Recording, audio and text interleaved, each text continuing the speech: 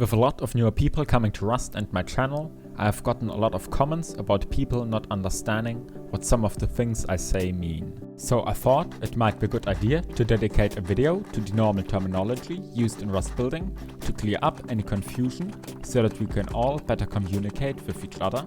Unlootable. Something that you hear a lot on my channel, but what does it even mean? An unlootable loot room, or for short Unlootable, is a loot room that you won't be able to loot unless you meet some specific requirements, which might be TC privilege or the code to a code lock on a box. Of course, they will be able to loot it after destroying it, but unlootable just means that they will have to destroy more than just a door or a window, but rather a floor, a wall or a vending machine. Not only loot rooms can be unlootable, but everything from a TC to a locker or even a fridge. If you are now interested in unlootables, a tutorial on some linked in the top right corner of the video. Now, 2 things you can stack. In Rust, stacking will usually mean placing these things closer together than usually possible. For example, floor stacking allows you to place floors closer together, like this. This is done by altering the height of the foundations they are attached to. These can share one TC, but will not spread stability in between each other, and you will have gaps in the foundations. This is often used to either make your base harder to raid during a top-down as 2 floors or more than 1, or to create some interesting peak-down variations that otherwise wouldn't be possible. If you want a tutorial on that, there's one link in the top right corner or in the description of the video. Something else you can stack is foundations. This is also known as multi-TC or wall stacking. This is usually used in bigger bases to split the upkeep, reducing it overall.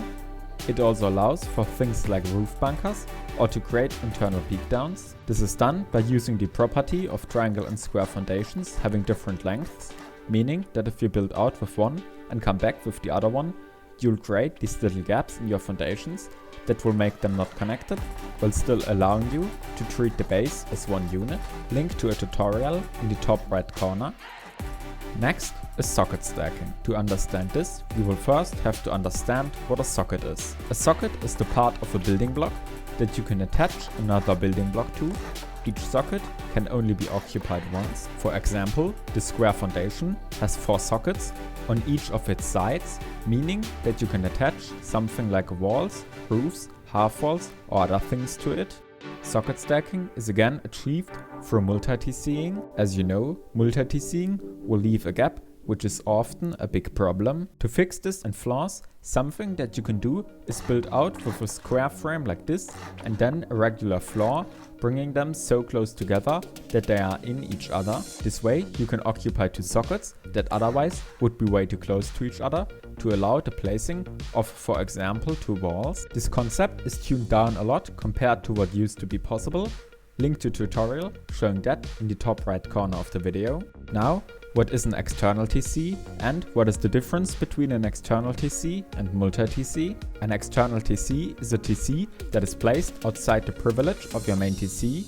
Your main TC being the TC that is upkeeping your actual base. Externals will usually be added to stop people from building in the area of your main base or to still retain building privilege if during a raid your main TC gets destroyed. Usually you will then add a pathway towards your actual base from the external TC to spread its privilege further. The difference from this to multi-TC is that in multi-TC those TCs would be actually connected to part of your base. Neither of these are better than the other and they are often used at the same time. Now at the end, the most basic. What is a bunker? There are many different types of bunkers, and so it is hard to give an easy definition, but something basic could be a space that is surrounded on every side by a wall, which is designed in a way that you won't be able to interact with it in your wanted way unless you have some specific privilege, or you destroy a wall or something equal in strength to a wall. In general, there are 2 main types of bunkers. Bunkers which are added to a base to protect a part of it, and bunkers which are just a part of a loot room to protect what is inside. Bunkers will usually be used to strengthen your base in terms of raid cost, as doors are very inefficient in terms of protection. As there are so many different types of bunkers, it is hard to explain the concept, and so there's a link in the top right corner of the video where I showcase many different types of bunkers, which you can watch to maybe understand the concept a bit better. If you enjoy my videos and want to talk to me, come and join my Discord. It is very active and very nice. I hope you enjoyed the video. Thanks for watching. Until next time. Later!